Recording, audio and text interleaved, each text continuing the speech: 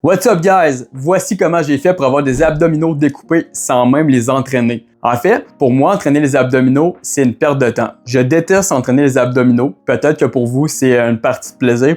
Let's work out our abs. Pour moi, c'est vraiment une partie de mon entraînement que si je peux l'éviter, je vais le faire. Donc, à ce moment-là, je vais t'expliquer comment j'ai fait pour avoir des abdominaux qui sont vraiment esthétiques sans même mettre d'effort là-dessus, puis comment tu peux l'appliquer dans ton entraînement personnel pour le futur. Alors, c'est important de comprendre un principe avant de commencer à expliquer le protocole.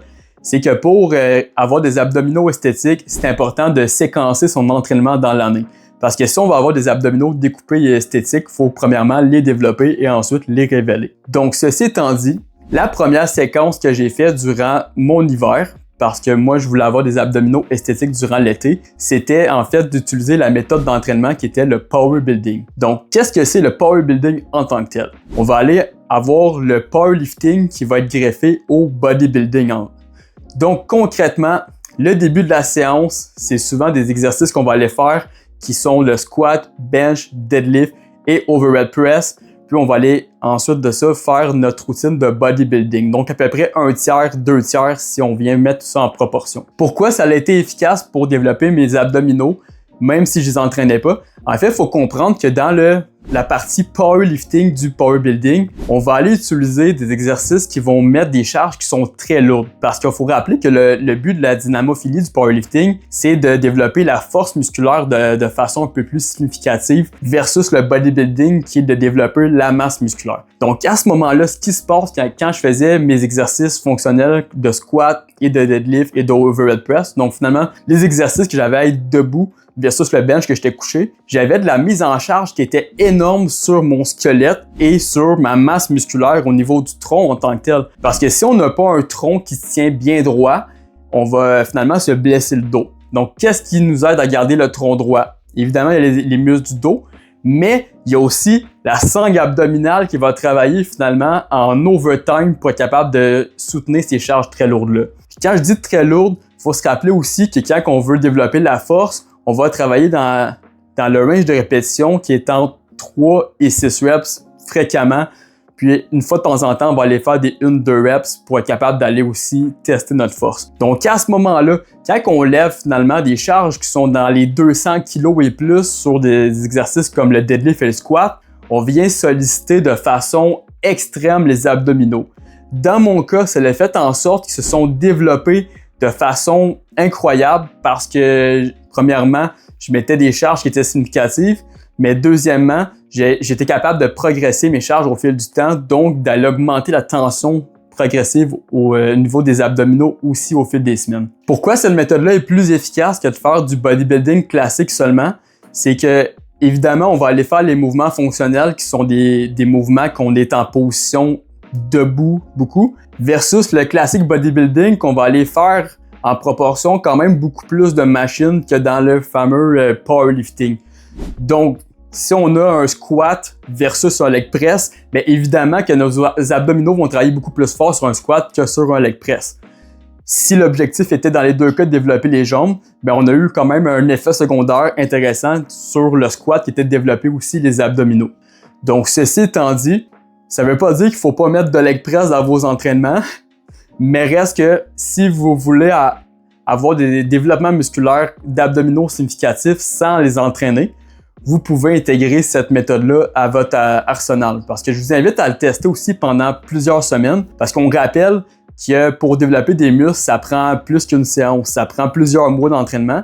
Et dans mon cas, j'ai fait ça pendant l'hiver entier. Donc pendant un gros 6 mois complet, parce que l'hiver au Québec est long, j'ai fait du power building avec l'objectif premier de développer ma force, ensuite de ça développer ma masse musculaire, dans le but d'aller révéler mes muscles durant l'été. Donc on va parler de la deuxième séquence qui est vraiment importante dans tout ça. Alors pour révéler les abdominaux, maintenant ce que j'ai fait, parce que bien que j'avais un développement intéressant d'abdominaux, il n'était pas apparent encore. Fait que, ce que j'ai fait, c'était beaucoup au niveau en fait de la nutrition et du cardio que j'ai ajusté finalement pour être capable d'aller créer un déficit énergétique et d'aller perdre du gras.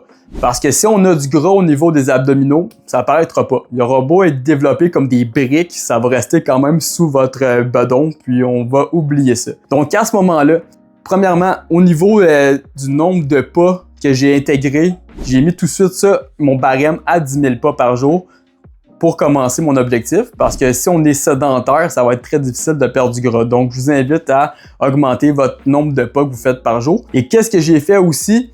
C'est que j'ai rajouté du cardio durant ma semaine d'entraînement. Parce que quand que je faisais mon power building, je voulais développer ma force, j'avais juste du cardio en échauffement seulement 5-10 minutes. Mais là, j'ai intégré finalement un 20 à 30 minutes que je faisais à chaque séance. Il faut savoir aussi que je m'entraînais de 4 à 6 fois semaine. Donc à ce moment-là, on a augmenté beaucoup la dépense énergétique. Au niveau de la nutrition, pour être capable d'aller créer finalement un déficit énergétique aussi intéressant, parce que bien beau bouger, si on mange n'importe quoi, ça ne fonctionnera pas. J'ai utilisé un calculateur qui m'a donné ma maintenance théorique. Il faut rappeler que c'est théorique, ça ne veut pas dire que c'est la maintenance ultime. Donc, qu'est-ce que ça prend en compte quand on vient créer cette maintenance théorique-là? Ça prend en compte l'âge, notre activité physique, puis nos mensurations, donc notre taille, notre poids, pour être capable d'aller estimer notre métabolisme. Donc, à partir de ce moment-là, j'avais une estimation qui était autour de 2500-2600. Donc, ce que j'ai fait, c'est que j'ai rapproché mon nombre de calories autour de 2000-2100 pour commencer mon objectif. Donc, en faisant ça pendant plusieurs semaines, on réajuste au fur et à mesure parce que si jamais on arrête de perdre du gras, il faut aller soit augmenter le cardio, soit aller baisser les calories parce qu'il faut continuer à aller perdre du gras. J'ai réussi à aller perdre le gras autour de ma sangle abdominale pour être capable d'aller les révéler. Donc, c'est là qu'on va avoir le look finalement qui est dessiné.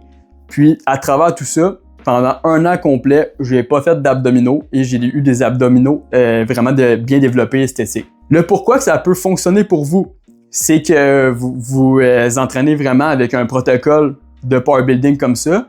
Mais le pourquoi que ça peut aussi ne pas fonctionner, parce qu'il faut quand même rappeler que c'est pas un one size fit all, c'est qu'en fait, c'est une faiblesse musculaire pour vous. Parce qu'on a toutes des forces et faiblesses. Puis à ce moment-là, moi, ce que je recommande, si jamais c'est une faiblesse musculaire pour vous, il faut aller les isoler un petit peu plus versus d'autres groupes musculaires. Parce que si jamais on veut que notre groupe musculaire soit à son meilleur, c'est important d'aller le travailler de façon isolée. Donc, ceci étant dit, une fois que vous allez avoir développé vos abdominaux, c'est très possible que vous allez être capable de les maintenir en faisant les exercices de power building seulement parce qu'il va y avoir de la tension musculaire énorme. Alors, si tu as envie d'avoir des abdominaux développés et en plus de ça, d'avoir des bras qui sont massifs, je t'invite à aller regarder cette vidéo-là où est-ce que tu vas pouvoir développer tes bras avec seulement 2 exercices de façon incroyable. Puis ça va permettre d'exploser tes résultats. On laisse un like sur la vidéo, puis on se revoit dans une prochaine vidéo, guys. Ciao, à la prochaine.